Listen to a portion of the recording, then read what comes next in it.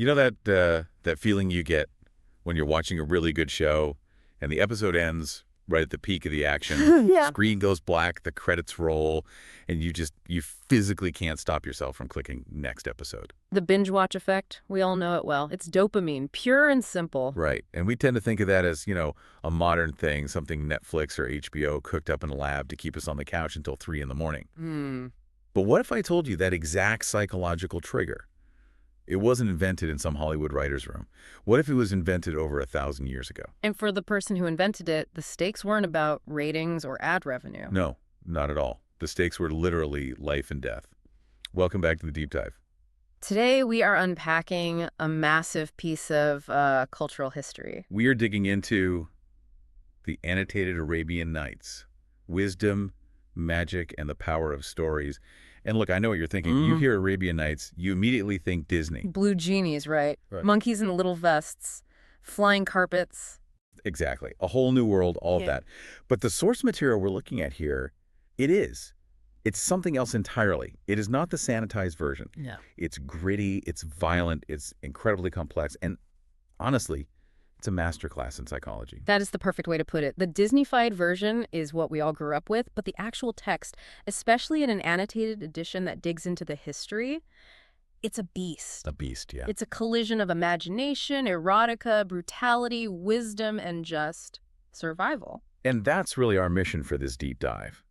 We aren't just summarizing a book of fairy tales. We want to understand the power of storytelling itself. The source makes this really bold claim that narrative isn't just entertainment. It's a weapon.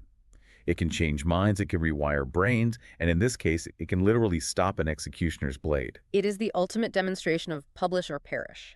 So let's get into the setup, because the frame story, the one that holds all the others together, is so much darker than I remembered from childhood. It really is. I think most people sort of know there's a king and a storyteller, but the motivation behind it, it's genuinely horrific. It is. To get the stakes, you have to understand King Shahryar. This isn't just some grumpy king who likes bedtime stories. This is a man who has been psychologically shattered. Right. The source material explains he finds out his wife was unfaithful, a huge betrayal with a secret lover, and his reaction isn't just to punish her, it's to declare war on all women. It's a trauma response that just spirals into serial killing. That's a fair way to put it. He decides no woman can ever be trusted again, so to make sure he's never betrayed, he starts this horrific policy. He marries a new woman every single night. And has her executed the next morning. It's a preemptive strike. Kill them before they can cheat. Wow. It's a cycle of just absolute violence, and the kingdom is paralyzed with terror. Families are hiding their daughters, people are fleeing, and into this nightmare steps our heroine, Shahrazad.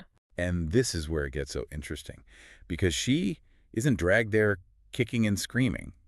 She isn't just some victim picked at random.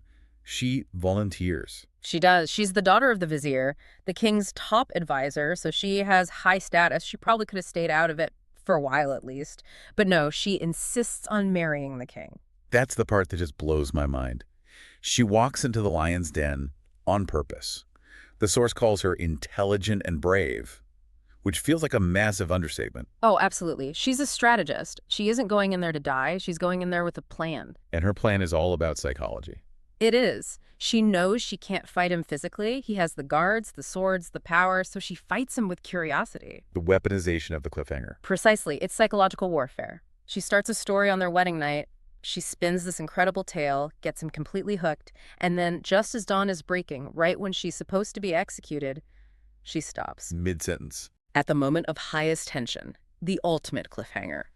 And the king is left hanging. The source says, he's a cool man, but he's also human.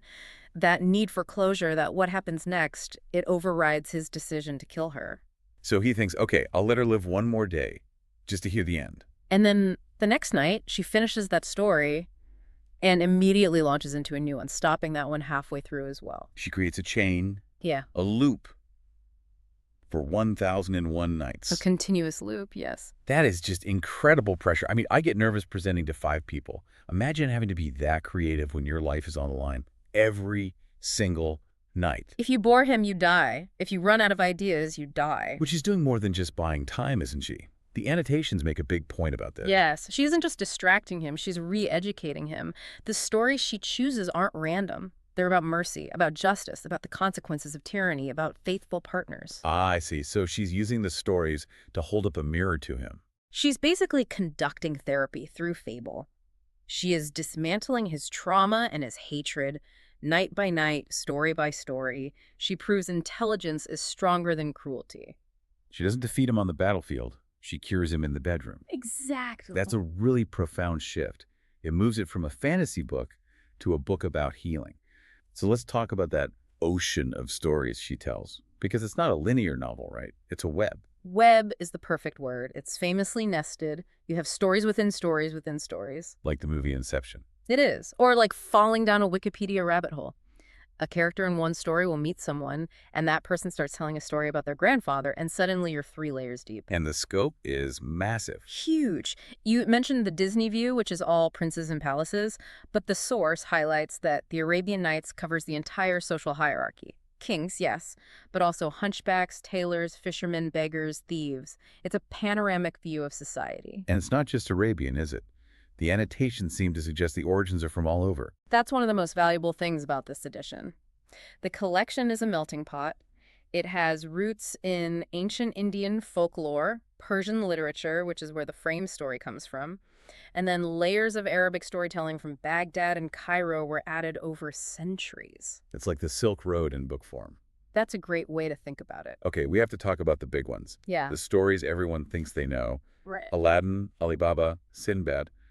Are they what we expect? Well, prepare to be surprised. Let's take Aladdin. In the movies, he's a street-smart orphan in, a generic Middle Eastern city. Right, stealing bread, running from guards. In the original manuscripts, the text specifically says Aladdin lives in one of the cities of China. Wait, what? Hold on. Aladdin is Chinese. In the original text, yep. Now, it's a very stylized version of China. It still feels culturally Islamic, with sultans and all that, but the setting is explicitly the Far East.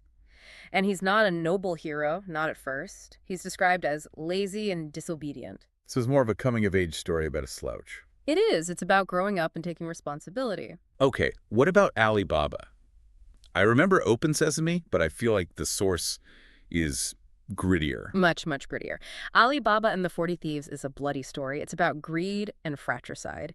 Alibaba's brother, Kasim, finds the cave, forgets the password. He gets trapped inside. He does, and the thieves find him. They don't just kill him, they quarter his body and hang the pieces inside the cave as a warning. Whoa. Okay. Definitely not the cartoon version. Not even close. And here's the kicker. The real hero of that story isn't Alibaba. He's kind of passive. The hero is the slave girl, Morgiana. Morgiana. She's the one who marks the doors to trick the thieves. She's the one who stabs the thief leader while pretending to dance for him. And famously, she's the one who pours boiling oil into the jars where the other 37 thieves are hiding. Boiling oil. That is thorough. It is efficient. And that brings us back to the tone. These stories are about raw, real human nature. They're about betrayal, revenge, lust, complex morality. It's not black and white at all. That's a perfect lead-in to the themes. Because if Shahrazad's teaching the king, there have to be lessons. The source outlines a few big ones, starting with this tension between fate and free will. That is the philosophical engine of the whole book. You have characters constantly dealing with kismet or destiny. The question is always, is your life already written, or do your choices matter? And what's the answer? It's wonderfully ambiguous. You have stories where a man tries to run away from a prophecy, and by running away, he runs directly into it. The whole appointment in Samara idea, you can't outrun fate. But then you have Shahrazad herself. Exactly. Her fate should have been death the next morning. It was a royal decree. But she used her will, her intelligence, to change the script. She embodies the argument for free will. So human agency matters. It can bend destiny. Then there's justice. He said the bad guys usually get what's coming to them, but the source says justice in the Nights can be twisted. It's not the instant karma we like to see in movies. In these stories, terrible things happen to good people all the time. They get turned into animals, lose their fortunes, get separated from their families for decades. Justice is often delayed. That feels more realistic somehow. It does. It acknowledges that the world is chaotic. There's usually a restoration of balance in the end, but the path there is messy. It teaches resilience. Speaking of messy, let's talk love and betrayal. Given the frame story starts with infidelity and murder, I assume that's pretty central. It's everywhere, and the source describes the emotions as raw. This isn't polite, courtly romance. It's passionate, it's sexual, and it's often destructive. You see the destruction betrayal causes, but you also see the sacrifices real love requires. Characters will cross oceans, fight monsters, endure anything to be with the people they love. There's one more theme I want to touch on because it connects back to why we're even talking about this now. Wisdom over strength. Yes, this is the intellectual heart of the collection. It's basically brains over brawn. Truly. You have this recurring motif where the hero is physically outmatched. They're facing a 40-foot djinni or an army. If they try to fight with a sword, they lose. So they have to outthink their opponent. Like the story of the fisherman and the djinni. Classic example. A poor fisherman pulls a jar from the sea, opens it, and releases this massive, evil djinni who says, "I'm gonna kill you." Right. The fisherman can't wrestle a smoke monster, so he uses reverse psychology. He says, "I don't believe you. There's no way a giant like you fit in that tiny jar." The old "you're lying" trick. Exactly. And the djinni's ego gets the better of him. He roars, "Watch this," shrinks down, goes back in the bottle, and the fisherman slams the stopper back in. Problem solved. It just reinforces that the mind is the ultimate weapon, which, again, mirrors exactly what Scheherazade is doing. She is the fisherman, the king is the angry djinni. She's corking his rage with her stories. I want to pivot a bit to the annotated part of our source. I feel like sometimes people see a book with footnotes and think, ugh, homework. But the source makes a strong case for why you actually need them here. You really do, because the cultural gap is significant. Without the notes, you're just reading a fantasy story and missing half the subtext. With the notes, you unlock the cultural code. Can you give an example of what that adds? Sure. Take the symbolism of food. There might be a scene where a character refuses to eat salt with someone. A modern reader just glosses over that. But the annotations explain that sharing salt creates a sacred bond of protection. So if you refuse the salt, It's a huge red flag. It means you intend to betray or even kill your host. Without the note, you miss the whole tension of the scene. You don't realize you're watching a murder plot unfold. wow. It's like having a guide whispering in your ear, decoding everything as you go. And it helps you trace the origins. You know, this plot device comes from Sanskrit literature, or this poem is a famous pre-Islamic ode. It shows you the DNA of storytelling. Let's look at the legacy. The source calls this book the foundation of world literature. That sounds like a bit of an exaggeration, but Is it? It's hard to overstate it.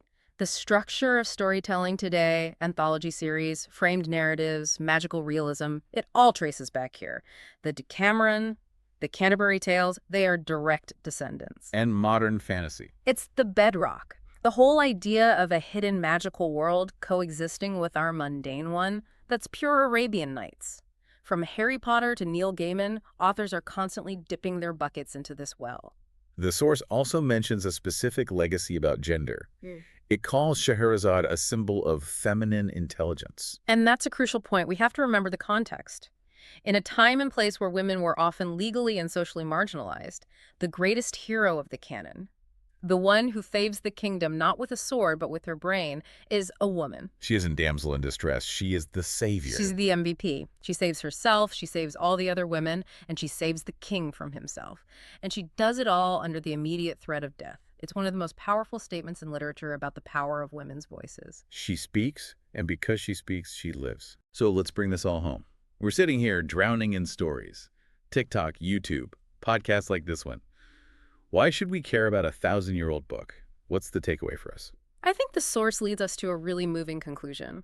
We tend to see stories as content, something to consume, to pass the time. The Arabian Nights argues that stories are functional. They are a survival mechanism. It goes back to that idea of empathy.